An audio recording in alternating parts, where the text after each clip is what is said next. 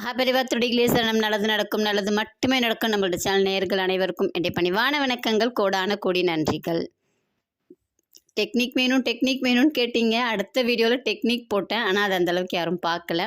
அதுக்குரிய நேரம் வரும்போது கண்டிப்பாக பார்ப்பீங்கன்னு நினச்சிக்கிறேன். சரி, ஓகே. இன்றைக்கி என்ன பார்க்க போகிறோம் இந்த வீடியோவில் அப்படின்னு பார்த்தீங்கன்னா, திருப்புகழ் பற்றியும் முருகப்பெருமானோட இதை பற்றி தான் இன்றைக்கி நம்ம பார்க்க போகிறோம். திருப்புகழ் எல்லாருமே படிங்கன்னு சொல்லுவாங்க, சொல்லுங்கன்னு சொல்லுவாங்க, வீட்டில் ஒலிக்க விடுங்கன்னு சொல்லுவாங்க. நம்மளும் நிறைய போட்டிருக்கோம் முருகப்பெருமானை பற்றி. முருகப்பெருமான் அப்படின்னாலே எல்லாருக்கும் ஒரு சந்தோஷம் வந்துடும். நம்ம வீட்டு பிள்ளையாக எல்லாருமே யோசிப்போம். தமிழ்நாட்டை பொறுத்த வரைக்கும் முருகப்பெருமான் அப்படின்னாலே எல்லாருக்கும் ரொம்ப பிடிச்சது. அதுவும் திருப்புகழ் அப்படின்னா கேட்கவே வேணாம். அவ்வளோ ஒரு மகத்துவம் வாய்ந்தது திருப்புகழ் அப்படிங்கிறது.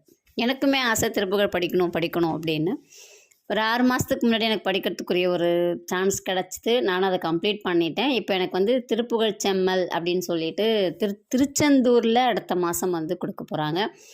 அதை நான் வாங்கினதுக்கப்புறம் உங்களுக்கு நான் காட்டுறேன். நம்ம வீடியோலேயே நான் காட்டுறேன். அதை இதில் என்ன நான் இன்றைக்கி சொல்ல போகிறது அப்படின்னா, இப்போ எனக்கே ஒரு கஷ்டங்கள் வரும்போது நான் என்ன செய்வேன் அப்படின்னா, திருப்புகழ் பாடல்களை எழுத ஆரம்பிப்பேன். நேரம் கிடைக்கும் போதெல்லாம் இதுக்குன்னு ஒரு நேரம் ஒதுக்கிடுவேன்.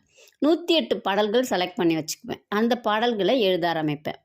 அதுக்கு முன்னாடி என்ன செய்வோம், ஃப்ரண்ட் பேஜில் நமக்கு வந்து நம்ம பேர் எழுதிட்டு நம்மளுடைய கோரிக்கை என்ன, இப்போ எனக்கு வந்து என்ன வேணும் அப்படிங்கிறத எழுதிட்டு இப்போ உங்களுக்கு வந்து வீடு வாங்கணும், இல்லை இடம் வாங்கணும், இல்லை ஒரு கார் வாங்கணும், இல்லை வேலை கிடைக்கணும், கல்யாணம் ஆகணும், குழந்தை பிறக்கணும், உங்களோட தேவை என்னவோ அந்த தேவையை முன்னாடி பேஜில் எழுதிடுங்க. அதுக்கடுத்து நீங்கள் வந்து பாடல்களை தொடர்ந்து எழுதிட்டே வாங்க. நான் சாம்பிளுக்கு நான் எழுதுனது ஒரு 3 பேஜ் நான் இதில் காட்டுறேன் பாருங்கள். நீங்கள் ஒரே நாளில் எழுதுறதுன்னு இல்லை, ஒரே நாளில் நம்ம 108 பாடல் சொல்லணுன்னாலும் எல்லாருக்கும் கொஞ்சம் கஷ்டமாக இருக்கும். இப்போ இருக்கிற காலகட்டத்துக்கு எல்லாருமே ரொம்ப வேகமாக போயிட்டுருக்கிற காலகட்டம் இது.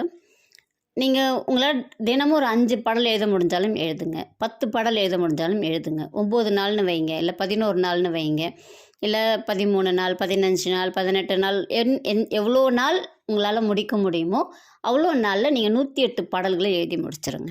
முருகப்பெருமான்கிட்ட நீங்கள் எழுதுறதுக்கு முன்னாடி இந்த கோரிக்கையை வச்சுருங்க. என்ன கோரிக்கையை வைக்கணும் அப்படின்னா, எனக்கு இது வேணும் முருகா, எனக்கு இதை செஞ்சு கொடு, இல்லைன்னா இதை விட எனக்கு பெஸ்ட்டாக செஞ்சு கொடு, இதை விட எனக்கு நல்லதாக செஞ்சு கொடு, இதை செய்யலைனாலும் பரவாயில்ல, எனக்கு இதை விட நல்லதாக செஞ்சு கொடு, எனக்கு எது நல்லதுங்கிறது உனக்கு தெரியும் அப்படிங்கிறத முருகப்பெருமான் கிட்ட விட்டுறணும். அது நடக்கலைன்னா முருகப்பெருமானை பிடிச்சி திட்டக்கூடாது. கடவுள்கிட்ட போய் நம்ம வந்து இதெல்லாம் பண்ணக்கூடாது, சரிங்களா?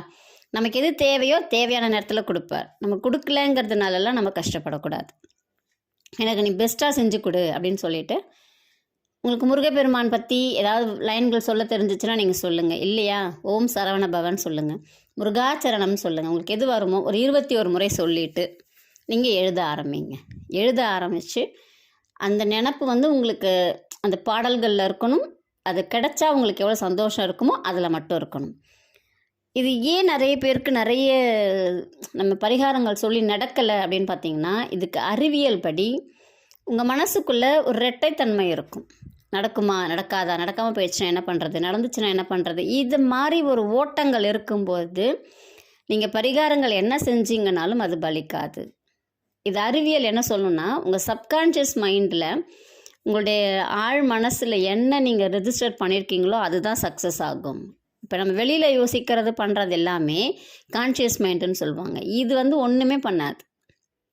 உங்கள் சப்கான்ஷியஸ் மைண்டில் நீங்கள் என்ன வச்சுருக்கீங்களோ அதுதான் நடக்கும். அப்போது நீங்கள் எழுத உங்களுடைய மைண்டை அதை வாஷ் பண்ண ஆரம்பிக்கும்.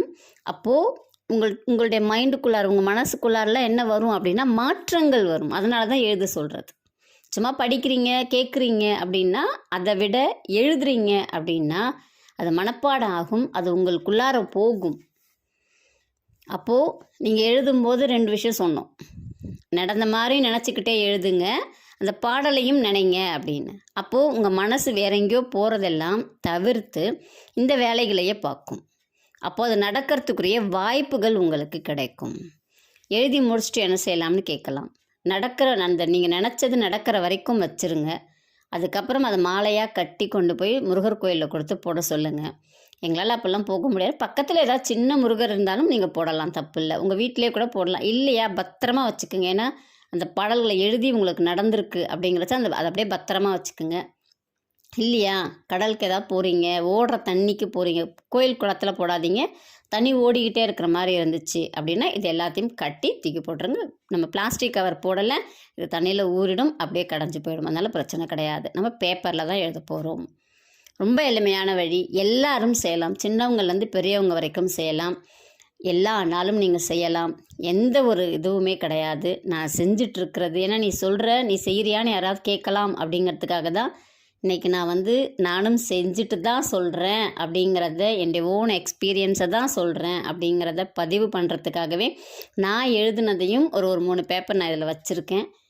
எல்லாருமே எல்லாமும் பெற்று நல்லபடியாக வாழணும். நன்றி, வணக்கம். நல்லதே நடக்கும்.